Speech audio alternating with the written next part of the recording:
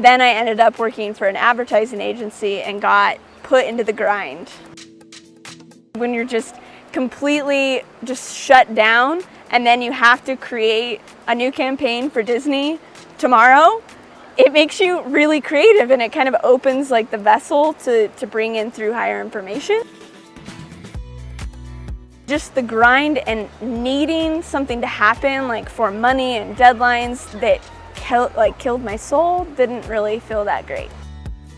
So you've kind of been famous for having a great knowledge on extraterrestrial life.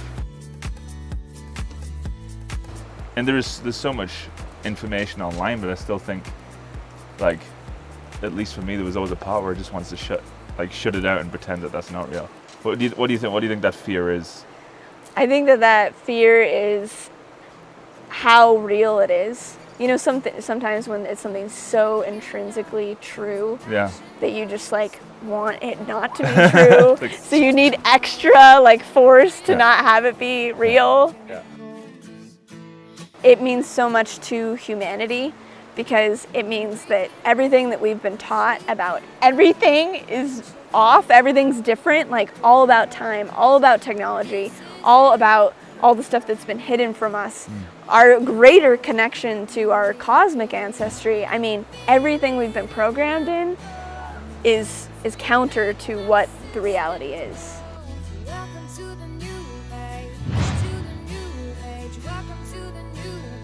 There will be disclosure. There will be physical contact. If there's an openness and there's this wonder, it'll happen. You know, it's just it's bound to happen. It's a part of this life's experience. Do you think they're linked? Spirituality and... They're absolutely linked, for sure. And I feel like spirituality is kind of step one because you can't even begin to conceive outside of the five senses like we were talking about until you go into the spiritual, and then once you venture out, then you're like, whoa, there's some ETs out here. Yeah. What do you feel like we're evolving into? Where do you see this going currently? Oh, I see it going in the most beautiful direction.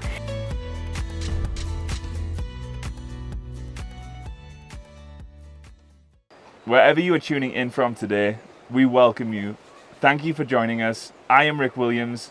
Our adventure has us in Sedona, Arizona, a place that was held super sacred by the Native American people for being a place where energetic vortexes and ley lines meet. So it makes perfect sense that you would find our next guest living in a place like this. Be prepared to have your earthly perspective shattered into a kaleidoscope of pieces with Assyrian-like cosmic badassery. Her videos on YouTube have reached millions as she shares her wisdom and stories. She's an interdimensional bridge to help elevate humanity and consciousness to a new way of being. If you have not guessed already, it's none other than the hybrid mother herself, Bridget Nielsen. Welcome, hey, Bridget. Thank you for having me. This is so fun. And so beautiful. You live here. I live here. I swim here every day. Yeah. We literally walked from your house 5 minutes. This is like your backyard. This is my backyard. Yeah. My backyard Welcome. In Newcastle does not look like this. I created it this way. You I chose this. Yeah. So, talking of that, you did choose this life, but it hasn't always been like this, has it, Bridget? Where did your story begin? How did you end up in Sedona? How did you get here?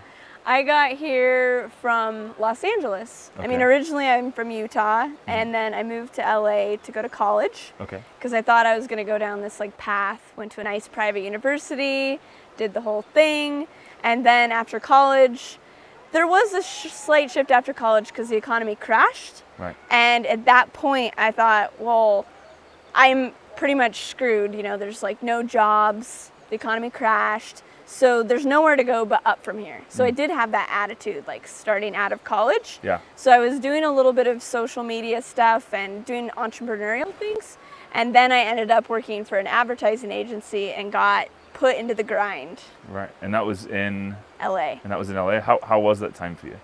It was really creative. Like it pushed my creative possibilities to the max. Like when you're exhausted, when you're just completely just shut down, and then you have to create a new campaign for Disney tomorrow, it makes you really creative, and it kind of opens like the vessel to bring in through higher information. So in a way, it was doing something cool, but just the grind and needing something to happen, like for money and deadlines that killed my soul, didn't really feel that great. So what was going on there that was getting to you? Like, were you just like, because like you hear you now and you sound like you're just stoked on life.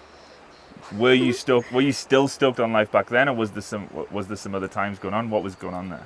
No, I was not stoked on life. I was exhausted. I would sleep with my iPhone, like full on, and check my emails. Like, I'd kind of like wake up in anxiety, like middle of the night, and like check emails from like, oh no, like the movie agency's gonna cancel us. Is this deadline happening? And my world surrounded by what the company needed. It wasn't by what I needed. So I wasn't like sleeping and taking care of myself. And that just didn't feel good. My soul didn't feel expressed and rejuvenated. I didn't feel like I mattered at all. So when did you start taking action on that?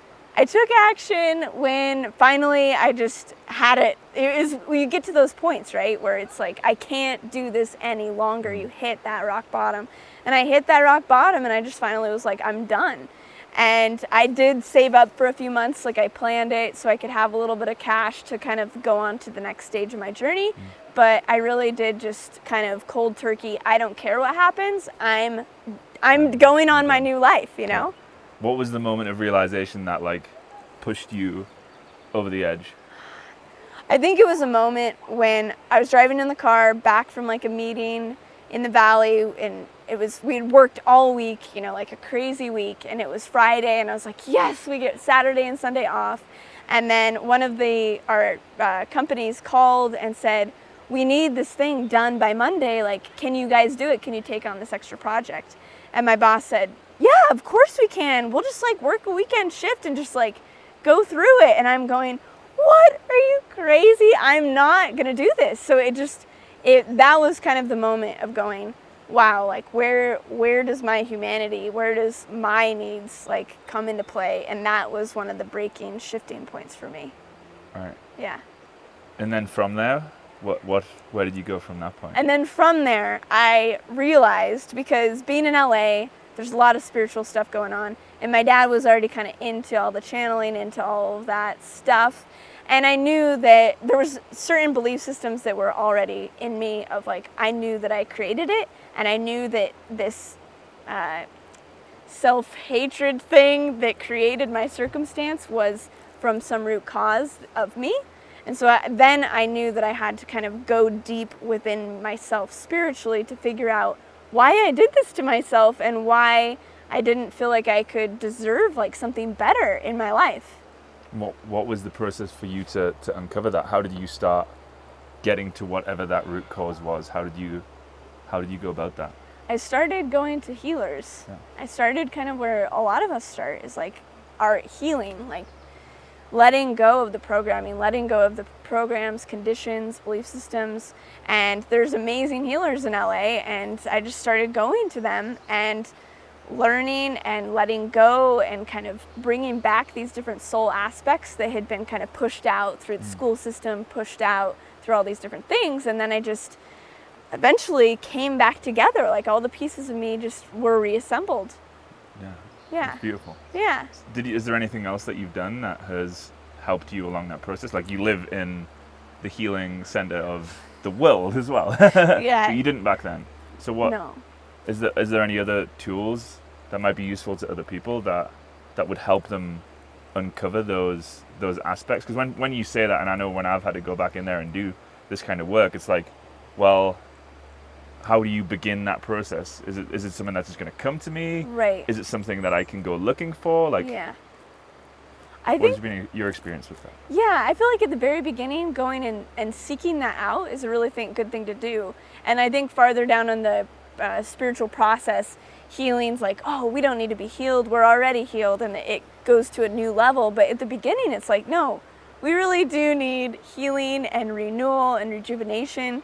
So going and finding like local healers and kind of sussing it out, because there's lots of different people and some of them aren't as good as others. But one of the things that really helped me was constellation work, family constellation work. Have you heard of it before? Yeah, briefly, Yeah, but it's super powerful, and kind of going back through, there's many different ways of looking at what can be healed within ourselves. Yeah. So it can be from our past lives, right? Like things that can come through from our past lives. It can be things that come through our ancestry, like things that are passed down, not only physically but emotionally. It can be passed down through collective things that we're taking on. So the area where you live can like have those things. And then just early childhood, adulthood, things like that that can cause kind of trauma and challenges. So you can start looking at those core things and go, yeah, my childhood was a little messed up, and go in that direction. Or, yeah, my ancestors, they had some stuff going on. Let me go in that direction. So kind of start down a train track, and then it'll end up evolving into it. Yeah, and into where direction different for each person. It's very unique, yeah. So I just want to make it clear, when you spoke of past lives, that people might be like, oh, like, well, how does that affect this life? And I think it's good to remember, if we're thinking secularly, that we come from like thousands and thousands and thousands of years of like code and information that builds up ourselves genetically to the being that we are today. So like that comes from somewhere else. Yeah. So is that you're saying the work that you did is you were going back into that information consciously to heal previous things that were being expressed through your experience in this life? Yeah, you explained that so well. Thanks. Yes, and it really starts with like the soul theme that we chose. So there's certain dynamics that we chose. We might choose like martyrdom and like overgiving in this life or something. And that is a life theme right now, presently, but it's usually also having momentum from other times. And so it's kind of like what is relevant from the other times to go and draw upon, because there's a million different influences. So what is it that is relevant to this time? So there could be a bunch of other lives where you were like, you know, burned at the stake, or you had like a Jesus kind of connection. And then also like in these other times with ancestors, like for me, for instance, I come from a highly like Christian Mormon background, so there was like a lot of overgiving and martyrdom in that. So there's often like the other lives we have, the ancestry we come from, also is planned or like destined with the theme that we have in this life. So it all kind of makes sense. Does that answer the question? Yeah, that answers the question. Yeah. Could it be a dangerous route to go? Could you get lost down that route as well? Is the potentials for that happening? Yeah, you can definitely get lost down that route. I mean, there were times when I was doing the healing work and going down and looking and exploring all these things. And for years, I mean, it took quite a few years for me to do this. Now, because a lot of people have done the preliminary work in the collective, it's going to be a lot faster for everyone else. So it's really great. But I was done. Like at a certain point, it's like, I've done that enough. I've gone back, explored that. I've gone to explore that. I've healed my inner child. So now, what do you do? And I think that transition between being healed and then like needing to be healed and then being healed is the fine line where, okay, I've explored it enough. Now I'm healed. Now I'm whole. Now what do I do? And that's like the next stage of evolution. So it's like the first healing, and then it's I'm whole. Now what do I create? And some people get a little bit fearful in that creation place because it's time to create. You don't have anything to go like dig up anymore. And that in a way can be scarier than looking at the shadows in the closet. Yeah, because it's easy to get lost in the drama of the past. Yeah. So what did you do when you were like, okay, I've got to this great space now? And did you feel that fear there? Did you feel I did feel it. I mean, I think having the reflection of other people kind of bringing up this dirty stuff that was already settled, you know, I kind of got to see other people doing it, which then made sure that I didn't want to keep doing that. Right. So the reflections from others helped me in that case. And then once I was ready to do that and go on, then new things just kind of popped in for me to create, and I started creating artwork and just creating really like art. So that was were you refining your purpose at that point? Yeah. And how did you, was there a process you did, or did that come to you? What happened there at that point? Well, I always knew, I mean, from the beginning, even like through college and stuff, I knew that art was like one of the things that I was good at. Yeah. And then I knew that like social interactions and things were interesting, and I knew the other dimensions were interesting, and I saw how they all work together and how they were all creative outlets, all creative platforms. Yeah. So I didn't really judge what it looked like. I just started going down a path of creativity of whatever excited me, and that idea of like follow your excitement, I just really started following my excitement. Yeah. And that led me. And that led you. Yeah. That's the beauty, because I think it's a big challenge that people are faced with, and I know I was too, is like, okay, like now what, where should I go, and how do I find my purpose? These are big questions that a lot of people are faced with. Yeah. And I think that's great advice. Like, you know, what are you excited about doing? And just follow that and see where it takes you. And it's like people say follow your heart. It's the same one and the same, right? Yeah. Follow your passion, follow your heart, follow your excitement. Yeah. And especially once you've cleaned out the closet. Because oftentimes like the excitement can lead you to something that you need to like work on. So it can also lead you to things that you need to resolve within yourself and kind of heal. And then also once you're cleaned out, then it's just your pure passion, and it can really start to go from there. Yeah. Yeah. That's awesome. So it feels now that there is a collective shift. A lot of people are finding the passion. A lot of people are doing a lot of inner work. Yeah. Where do you feel? Sorry, I just had the fucking strangest deja vu. That was insane. Like insane. You should put that in there. That's what it's about, right? Yeah. But the more I follow this journey, the more of those that seem to happen. Even me saying that sounds like something I said in a dream or something. All right. So we're all. You have to put that in. You have to. So we're all feeling the shift, and we're all getting these downloads. Yeah. You know, it feels like it's magnifying. Yeah. What do you feel like we're evolving into? Where do you see this going currently? Oh, I see it going in the most beautiful direction. I see that every person on earth will actually be like living their passion, living their purpose, and have true understanding of their self-value and what that looks like to then give it and know that they are valuable, and then be able to then contribute it to their collective community or their global humanity. Just like really people knowing who they are, like that being an intrinsic energy that they exude and live by. That's where I see it going. So if someone's listening now and be like, okay, that sounds dope, I want to get to that place. Yeah. How do we begin getting there? Right. Okay, start with the healing. Okay, we'll go down that healing path, Yeah. and then start living the excitement, like figuring out what your excitements are, figuring out what your purpose is. And the purpose also can come from this life theme that we're talking about too, is like there is a certain theme that you have that you're playing out, which is your purpose, which has all of your gifts and talents already organized in it. You're like already a pre-packaged being of light that's ready to go. So it's more so just pulling together the pieces and figuring out what that is, and then once it's ready, it can just go. Just go. Yeah.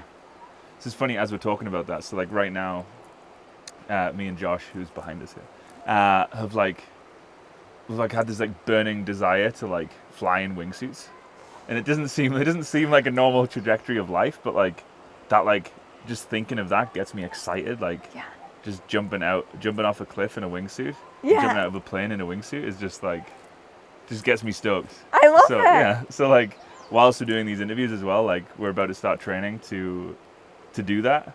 So like, but yeah, it sounds like unconventional, right? Yeah. It sounds like, well, that doesn't sound very spiritual. It doesn't sound very fill in the blank. Yeah. But like, it's not about that, is it? No. Well, and there's something about that, like, because I'm obsessed with jumping off cliffs. Right. And living. Right. I'm assuming with parachute. Exactly. But there's something about that where we do need to like practice Like, because you're a pioneer, you're like jumping into the unknown, and there's something about that that's exhilarating to you. And so actually physically going and doing it is a part of your purpose. I didn't see it from that perspective, but that makes a lot of sense. Yeah. Yeah, You're just getting better at it, Yeah. and you're like physicalizing it. Because like you jump into the unknown with like ideas or travel, but now it's like jumping into the unknown like physically. You're like, I don't freaking know what's going to happen. I don't know. So it brings the whole thing together. But I trust it. Yeah. Yeah, I didn't think of that. Yeah, that's cool. My purpose is to jump off cliffs. No. Where do you do that? Where do I do that? Yeah. Wherever there's waterfalls. So like Fossil Creek down the way, Havasupai in the Grand Canyon, Hawaii, wherever like, I just feel like at every moment that as long as I keep on like living like the juiceness of life, then I'll be thriving. So even like every time I come down to the river, it's not like, oh no, I'm just gonna watch. Like being a bystander to life does not work for me. Like you have to jump in, because then it just keeps everything flowing, and the second you stop is the second you stop living. So that's kind of my motto with these kind of things. Yeah. That's dope. It's like living the human experience to the best you possibly can. Yeah. Like it's a gift that we have this experience. Totally. And it's so easy to just be like, get into the trap and like sit at home on the laptop and like do this Watch and do other that. people do Watch it. other people do it. Look on Instagram. Oh, he's jumping out of planes. That's cool. Like jumping off waterfalls. Oh, that's cool. Yeah. And like say like and love it and want to do it, but like don't. It's like as if like we program ourselves into think like we're not worthy, we're not capable of doing that, or like it's too much fun. Oh, we can't have too much fun. Yeah. This is like you see all these patterns, and I think the more you start to develop, you're like, fuck that. Exactly. Fuck that. I'm just gonna do it. Exactly. Yeah. So I'm all about like the doing it and the physicalization, because often in the spiritual world you can get like so out there, and then also behind the screen on the digital thing, and it's like, no, you need to like physically. Like we're here physically, like you're in Sedona, you're coming to Sedona, like we need to physicalize it. And that's why we wanted to do the interviews like this, because it's very different, like our interaction and the conversation that we'll have in person versus Skype or something. In this, versus Skype. So like we wanted to really make it real. just make it real, like meet real people who are doing real things, whether it be spiritual or not, like and just come to them and in their place or wherever they are and just like fully experience it, and then hopefully be able to transmute that back on camera so people can feel a more authentic conversation. I like that. Yeah, so that was I like idea. your guys' style. And I don't know anyone that's done this before, so it was like, what also can we do creatively that, is going that extra mile? Yeah. And I suppose that's like the edge thing again. Right. Being on the edge. Yep. All right. Okay, so knowing that, yeah. What do you feel like, and I think I know what you're going to say, but I'm interested. Okay. What do you feel like is blocking humanity now? Whoa. From collectively living as an enlightened society? It's a great question. Are we having a telepathic like interview now? Or are you gonna like say it? No. Okay. No. I honestly, I think I feel like it's people being kind of stuck in the rat race, like being ants, like being not letting their true value, their true expressions shine, and thinking they're still like a drone. I think that is one of the biggest things, and the just the lifestyle of it, really, like going to work, being behind the screen, being a viewer, a spectator of life, not being a participant. So that whole paradigm, I think, is the biggest thing holding everyone back. Because if they were broken free of that, broken free from like the prison of career and prison of like money, the money system, I think the money system is really like the root. And then if the money was no problem, people could then be free from like that gel and start really living their dreams and being full on. So do you think it's money? Because this could also, if someone's listening now, they'd be like, okay, well, when I get more money, ... I can be happy. Yeah. So I don't think that ever happens. Yeah, I don't think that ever happens. No. It's always like, can I have more? Can I have more? Because it's money is the value. That's where the value is placed, is the money. But the value isn't placed on you. And if the value is placed on you, you wouldn't actually say, I need to go get more money. You would go, I want to go jump off a cliff. I want to go like have fun, if the value is placed on you. So I think it's where the value placed. So how can we get past that? How do you feel we can get past that? If we're calling the money thing what's stopping people from stepping up, how can we just fuck that off and move past that? Right. Well, I think that there's a preliminary step because I like jumping off those, but to just erase the whole system immediately, I mean, it'd be cool, but it might not happen. So in between, because eventually it'll go that direction, I think that really developing the self-value, developing like what your gifts, what your talents is, what your purpose is, even in like a 9-to-5 job, even in the current situation, and getting that ready, and then also start expressing it on the side. Yeah. You know, like someone who makes awesome art starts doing it on Etsy while they're working at their 9-to-5 job. And so starting to express that and transitioning to where that value then supports you, once that new value, your true purpose, is supporting you, then You can drop that off. it just falls away. Falls away, yeah. And the true value can then be trade. And once the money goes away, it actually is something that is valuable to others. Because that's what you bring in. When someone creates a beautiful soundtrack, or someone creates a beautiful piece of art, Yeah. someone, it could literally be anything that they choose to do. It doesn't have, like, we don't have to put it into a box, and everyone's unique expression that they came here to do Yeah. will be expressed. And I know what exercise I found really useful was just like, ask yourself the question, like, what is it that I wanted to do when I was a child? And just see what comes up. It might have been like an artist, it might have been a fireman, and you can like start to look at the archetypes of what that means. So like a fireman might be something like more physical, and an artist might be something more creative. And then you can like look at where you've grown in your life, and this is what I did, and like seeing the other aspects of things that I'd learned along the way, and then incorporate that in that. So if you're an artist, that's what you want to do when you're a child and you love painting. Maybe it's in today's society, it could be a digital artist, and you could be a graphic designer. So yeah. Totally. Yeah. I'm all about the inner child. Yeah. I think if everyone was just embodying their inner child, that would help the whole world. Yeah, it'd be beautiful, wouldn't it? Yeah. Like, remember when you were kids and you would like go up and you just see another kid in the street and you'd be like, oh, do you want to play today? Let's go for a walk. And they'd be like, yeah, let's do it. And then you just go for a little adventure. Yeah. And then like something happens along the way where we come up and like, if you said that to an adult now, like, do you want to go for a walk? And they'd be like, what the fuck? Like, and think that you're coming on to them, or there's like, what is this? And like, we lose that sense of like openness, isn't it? Yeah. And the sense of wonder too. It's like anything's possible. Yeah. Someone could be like, oh, I really want to build a spaceship. Like a little kid could say that, and then they could go build it if someone didn't tell them that they couldn't, and there was gravity and all this weird stuff. Yeah. Yeah. Yeah, it creates, there's like limitations that are put on us at that point. Yeah. And then, so yeah, get back to the inner child. Yeah. Damn straight. Okay, so you've kind of been famous for you know where this is going. So you've kind of been famous for having a great knowledge on extraterrestrial life. Yeah. Could you explain that story there, and also why it's important for us as a species? Good question. How it came about is, I mean, I was never really into like alien stuff growing up even. I mean, I was into like the books and the star books and stuff.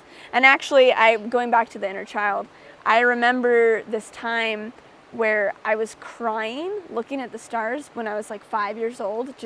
I would cry every night looking out at the stars, just being like, I wish upon the stars for like a great life, and like I could just feel this connection to the stars. So I think that's one of my connections from childhood.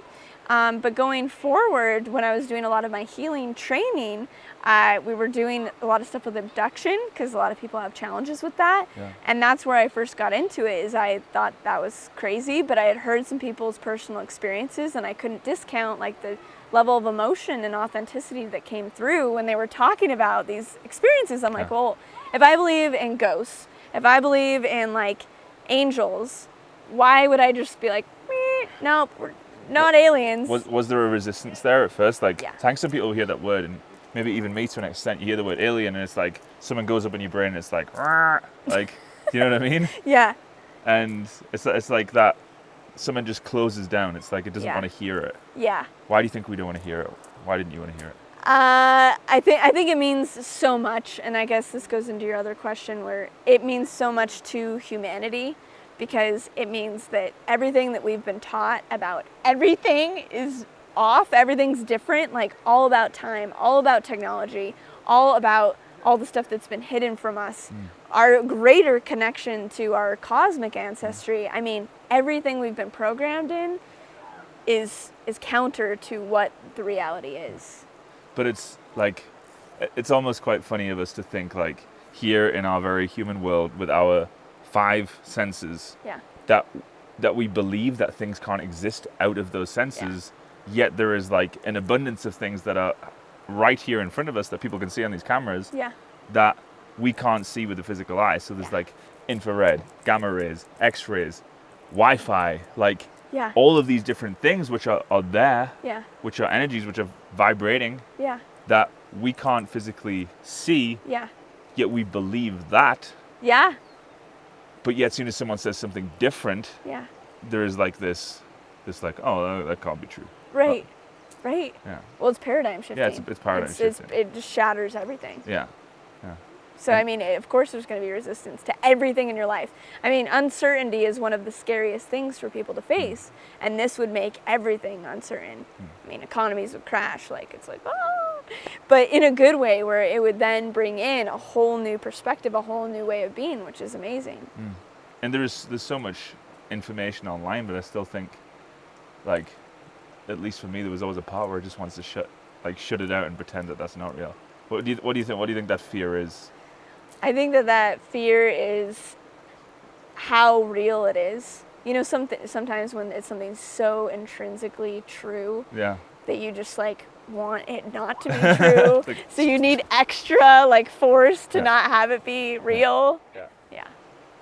So, where do you think that is? Where do you think that's going to lead us? Where do you think that's going to go? Do you think that there's going to be disclosure? Do you think that they're going to come into being, into physical experience, where more people, where they interact with us? Where do you see it going, and how do you see it being useful for us?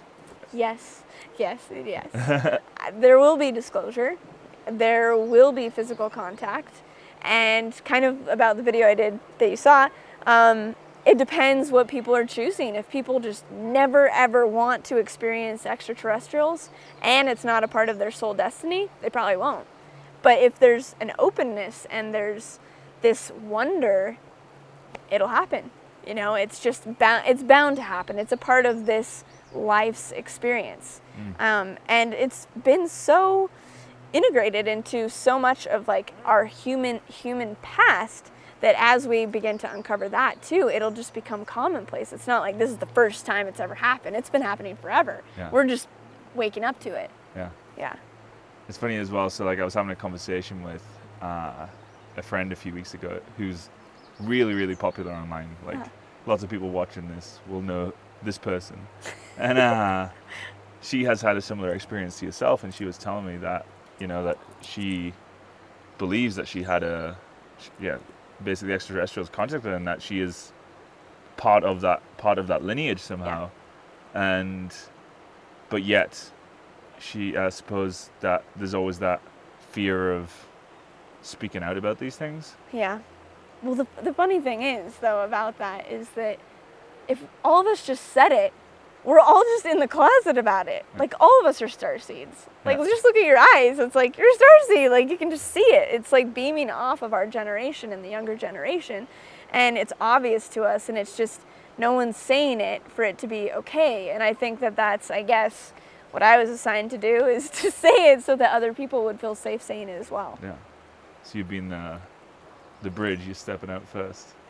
I mean, I've had a lot of big YouTubers too, like contact me and be like, this is happening to me. And I'm like, oh my gosh, if all of us that had that like influence or just had the ability to speak to a lot of people said it, I mean, that would change things quickly. I'm going to say something on camera now that I've never admitted. See, my first ever childhood memory, and one that I've definitely repressed. So like I've been like, well, this probably wasn't real. I was young.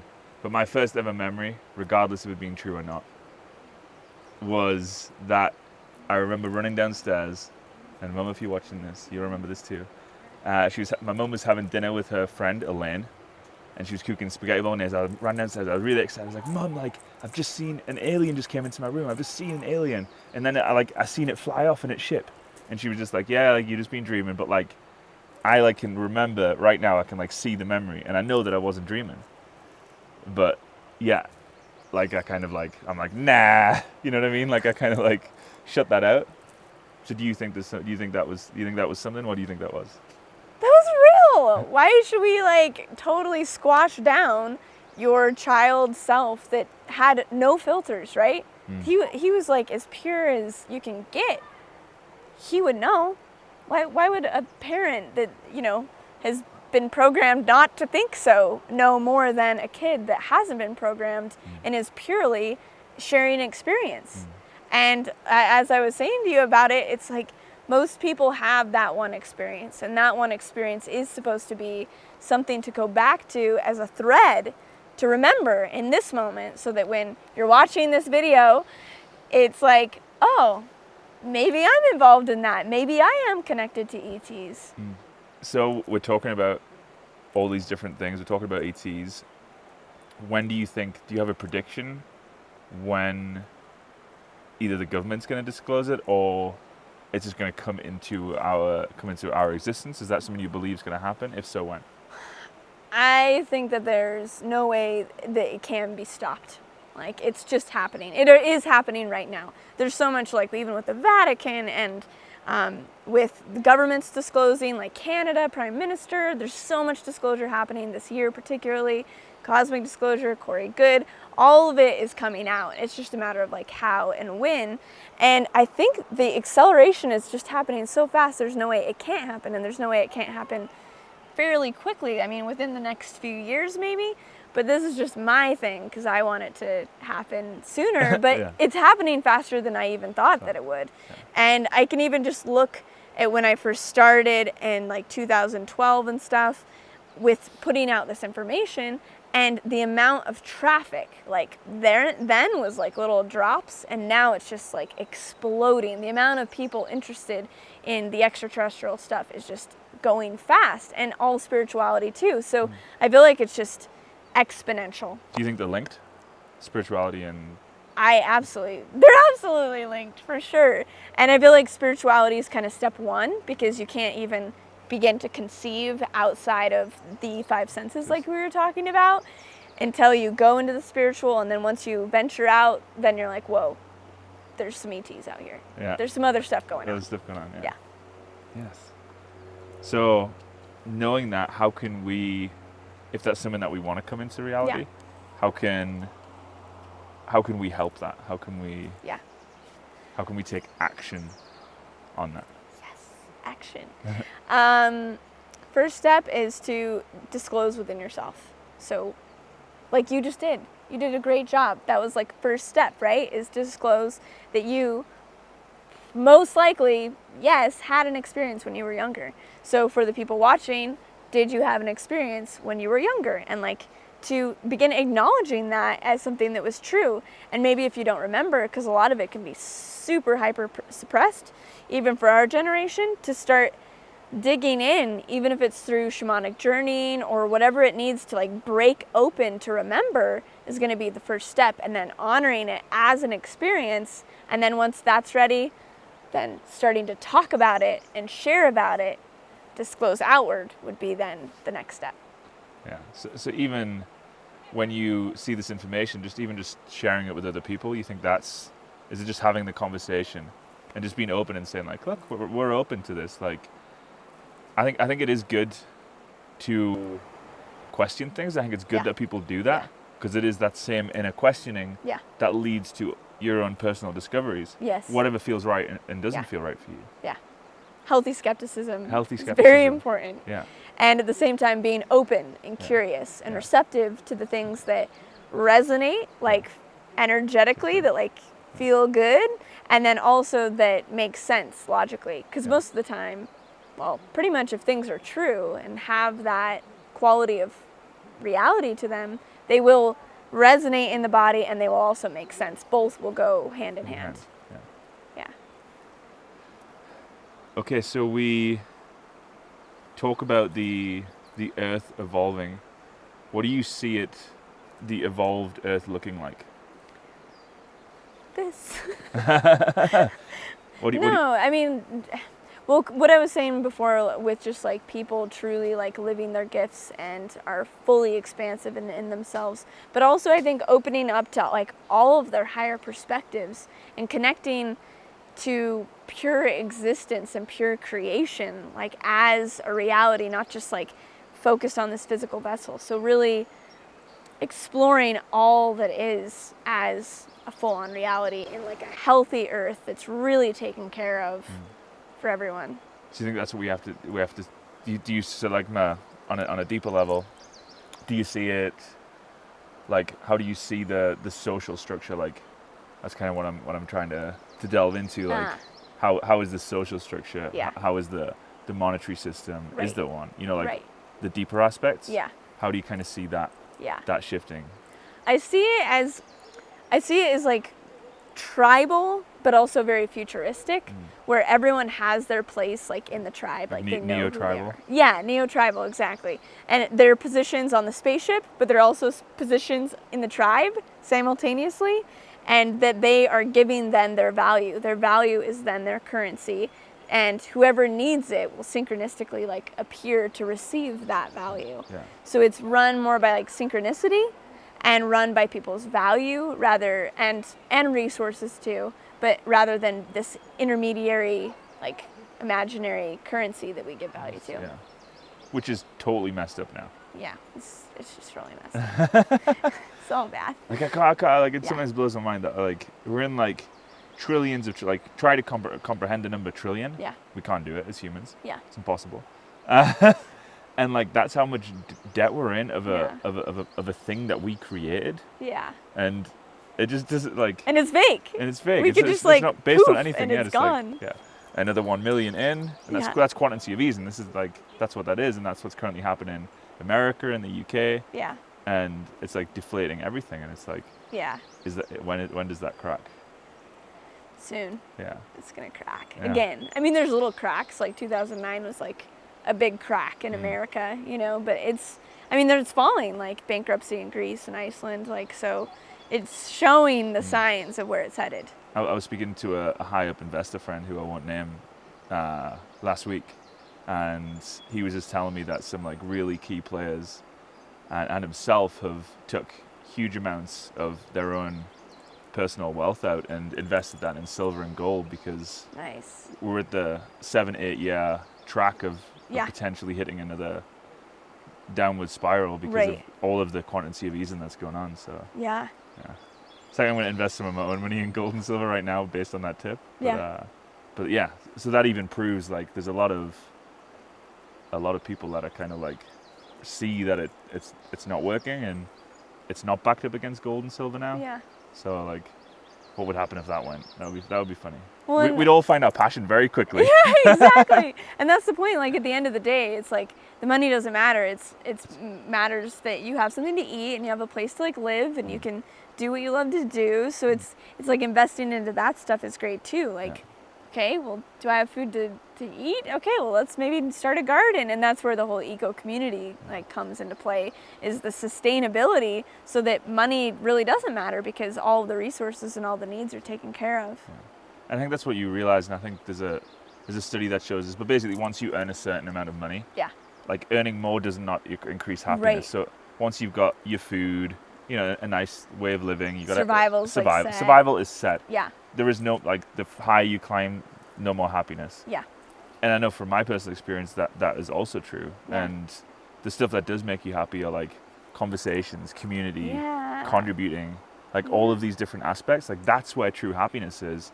Yet we've been Absolutely. sold the idea that money equals happiness, which just isn't true. So No. like we can money's still here now, but we can bypass that and we can contribute and have community and live our passion like right here, right now. Exactly. And the sooner we transition, like right now I've transitioned a lot of my life and like my own personal economy and like value to that system. So if the economy did crash, not very much would change. Like my life wouldn't be drastically affected because I'm convert it over to the new system. So setting up the new systems like in your own personal lives, in your own individual communities, then you know the direction that it's going anyways, so you can just set yourself up for the future.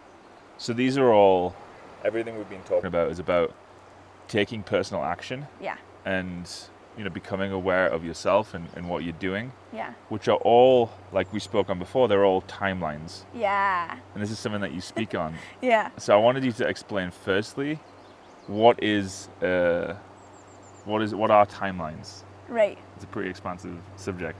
It's a good one. Yeah. So yeah, what are timelines? So the idea of timelines is that everything is happening now, right? All things happening now, quantum physics. And so from this now, there are many different probable futures, probable parallel realities, probable future timelines that could happen depending on your frequency now. So it's like every decision, every action, every thought, every belief could then lead you down a different trajectory, a different future. And everyone else at the same time. And everyone else. Because infinite. Yeah, and it just like whatever your frequency is will rearrange your whole reality, and you'll be on a different timeline with different people doing different things. So how can we start to shift that and be aware of that, like being an actual reality? How can we shift that? Well, I mean, I think it'd be fun to do, like, to imagine it and to play with it. Yeah. To imagine, like, if you say a habit, like a good habit that you have, and maybe like a bad habit that you have, and pretend, like, take it to the extreme, and like imagine yourself like 50 years, like say you like jog every day, and you're like, yeah, when I'm 50, I'm just gonna be like super fit, and then you say you like drink too much or like are always playing video games, and it's like, whoa, and then you see yourself like decrepit and like folding over. So to kind of play with that as like a mini example of what it could look like in the future, but then expand that out, because then the earth that you then create that is like fit and healthy would then look like an environment that supports that, and the other one could be like war outside. So to imagine those two things, and then to see how that small action can set you on a very different trajectory. Yeah. And play with it. So yeah, I guess it's kind of like, have you heard of the analogy where there's like the golf ball, and if you're gonna hit it right on, that's gonna take you to the green. Right. But if you hit it just like 2-3 degrees off that point, yeah, that's gonna take you on a completely different trajectory. And that's like the same thing with our thoughts, with our beliefs. Every one of those thoughts is setting us on a slightly different trajectory. It's true. Yeah. It can kind of be a little bit intense. Yeah. But it's like a great practice to just like one thing at a time, like in life, whether it's like, okay, one new decision, like I'm going to switch to organic food, or like, okay, I'm going to switch to, using less like gas or get an electric car. Okay, and one thing at a time, eventually your whole life will be different. And that's like how I ended up, like one thing at a time. I just changed little things, and now I'm very different than I was. Yeah. Yeah, the same in my life too. And what I've also noticed is that, and what might be very practical for someone that's tuning in, is like the first step, at least for me, was first becoming aware of my thoughts. Yeah. And my specific practice for that was meditation and then yoga. Yeah. And just being aware of the thoughts that come up when I do things in life now. I'm like, that's a weird thought I had around that. Like, why is that there? Yeah. And just not judging it, but just being aware that existed allows an almost conscious, subconscious change in the reality to go from this place to this place. Yeah. And that's the same concept of the timelines, isn't it? It's that action that I decided to take is changing the timeline. Yeah, because the action starts from the thought, which then starts from the belief. So like the deep self-inquiry is where it begins. But in a way, I mean, that's really the hardest part, because it's like getting quiet, setting down everything, and just being with yourself is such a powerful practice. And at first, shit's scary. Oh man, so annoying, such anxieties, and you're like, that is my mind. What is this thing? What is going on? Yeah. It was like, I think the first time I did like maybe 2 or 5 minutes of just sitting with my own mind. It's like, oh my God. Yeah. That's what's going on. Yeah. And then the more time goes on, it's like, it becomes a lot easier, doesn't it? Absolutely. Yeah. It gets better. So how do you become aware of your thoughts? Because I think that's where it all begins, isn't it? Yeah. Well, I mean, I think letting spaciousness into my life to be able to even think of the thoughts, because so much of like our present culture is like phone, work, like one thing to the next. And I really feel like the in-between times, like the Shavasana at like the end of yoga, right? It's like between each activity, having that space to just be is the first step to like thinking thoughts, because it's that progressive going from thing to thing that you can't even think. So it's like stopping and being and then beginning to tune into the thoughts is like a first easy way to do it. Yeah, that makes a ton of sense. Yeah. I also noticed another funny thing is that if we're talking about yoga, is when I was doing yoga, when I was in like a painful vinyasa or move, Yeah.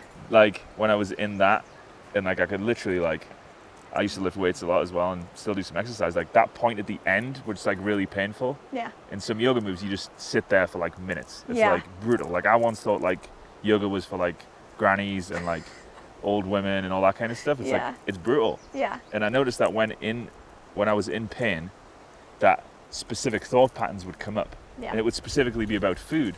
So then I identified that when in pain, I think of food. Yeah. And then I was like, that's interesting.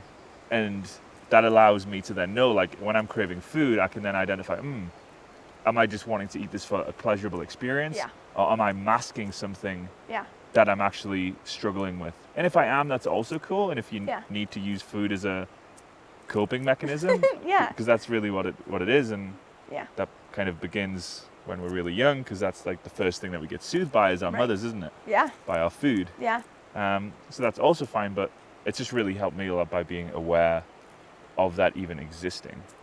I love that because it's the patterns. And Yeah. that's the funny thing about like addressing the mind is there really are certain patterns of your particular mindset that just like come up. Yeah. And for me, it was like a lot of thoughts of the future.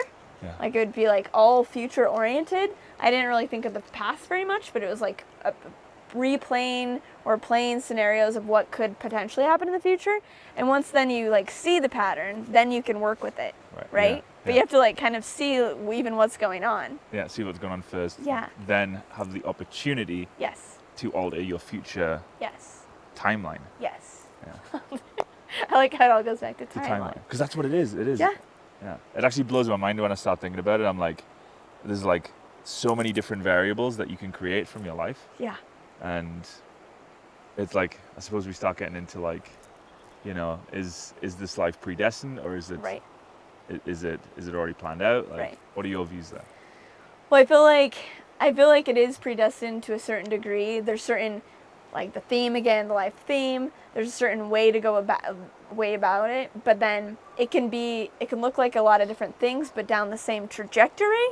And it's like, and there's this interplay. I've like felt it where my higher self's like, yeah, you have the choice. Like it's gonna dictate, which timeline you go down. And then I realized that my higher self always knew I was gonna choose this one.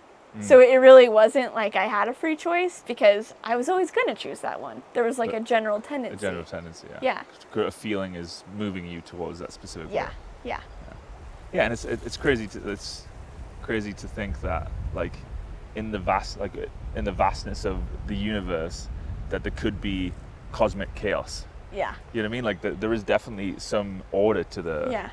the cosmos. Yeah. It's like we see everything is in patterns. Yeah. So in those patterns is the trajectory itself. And Exactly. that's taking us down different loops. But if you are the universe and you are the patterns of everything, you're pretty much going to know roughly.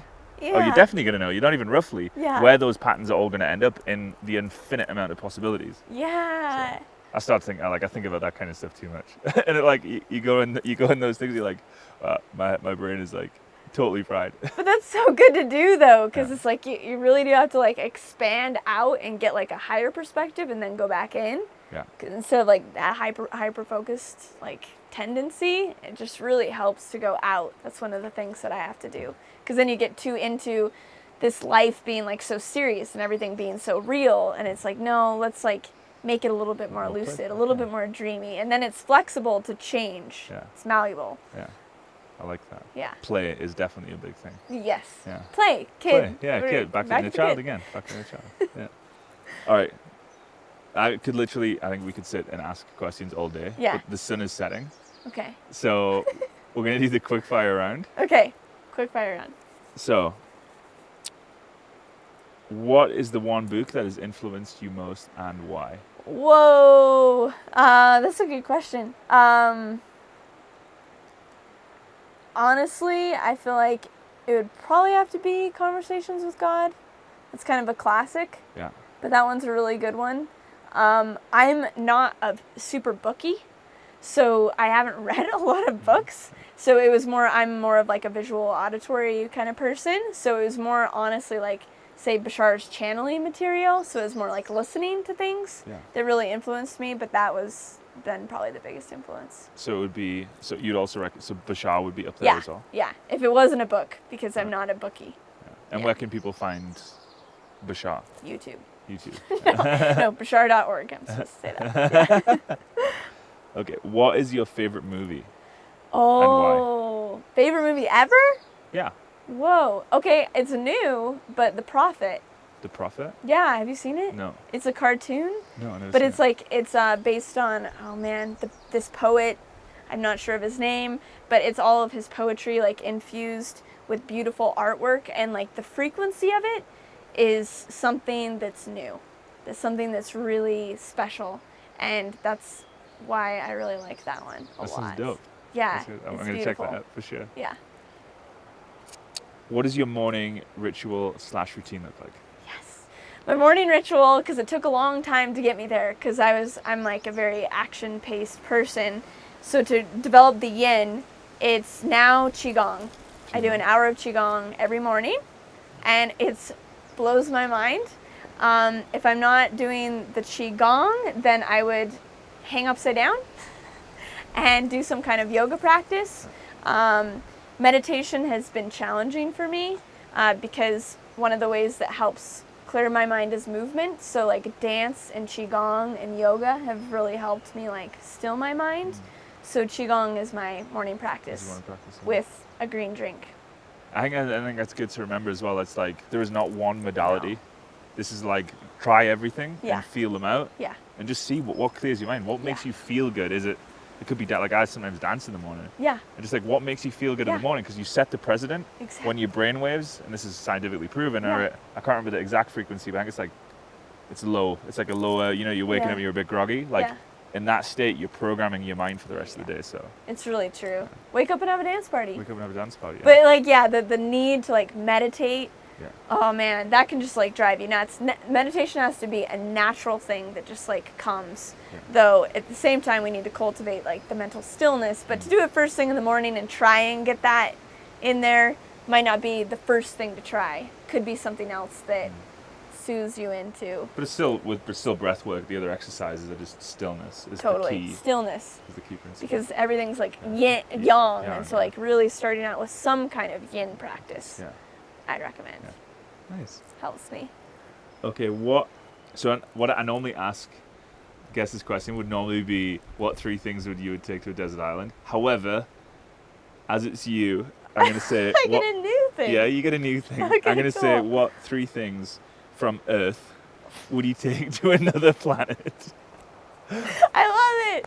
Oh my gosh, that's a great question. I've actually thought about this a lot. Like I've thought about what I would take on a spaceship. And I honestly might take food. Food? Because I was like, oh, no, am I really advanced enough to just not be able to eat and live off mana? An I'm not Aeritarian. quite there yet. So I might bring like some kind of food. What else would I need? Honestly, if I got myself to a spaceship or another planet, I wouldn't need anything. Yeah. So maybe a friend, maybe a camera, so that it could be evidence. I like it. Yeah. Okay, so where would be the best place that people could, find out more about the information that you're sharing and just interact with you? Where can people find you? The best place would probably be my website. So that's BridgetNielsen.com. And do you want me to spell it? Yeah, spell it. Okay, Bridget, Bridget, Nielsen, Nielsen. I always made a mistake. .com. And YouTube. So I have 2 channels. I have my personal channel, which is the Bridget Nielsen, and then I have the Hybrid Children channel as well. So that's about ET stuff, and the other one's about spirituality and like health and consciousness. And personal development too. Personal development. Just living life. Living life. Yeah. In a great way. In a great way. Yeah. I've watched a lot of your content, and I've literally like 7-8 years now of being in personal development, and like your content is like is on. Thanks. You know what I mean? It's like it's really like practical and useful, and like if you're in a low mood and you listen to you for 15 minutes, you just come out vibing on like how stoked you are of here in Sedona. So even for that, it's worth checking out for sure. Oh, good. Thank you. Appreciate that. Okay, so we're not going to tell you what to do, but if you feel that this video would be interesting or would be useful or helpful to someone else that you know, then share it, because it's in this sharing of information that we are evolving together. So thank you all for joining us and tuning into this broadcast with the lovely Bridget here today. Until next time, big love from here in Sedona. Yay, thank you. And we'll see you next week. Thank you, Bridget. Yay. Yay.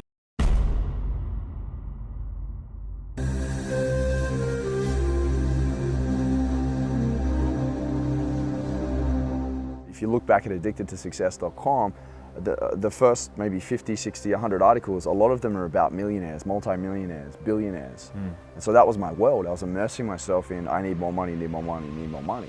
When I realized that I could build my business, I could give back just by using my skills without even using money itself, and I could see that my contribution was making a difference, my value started to shift.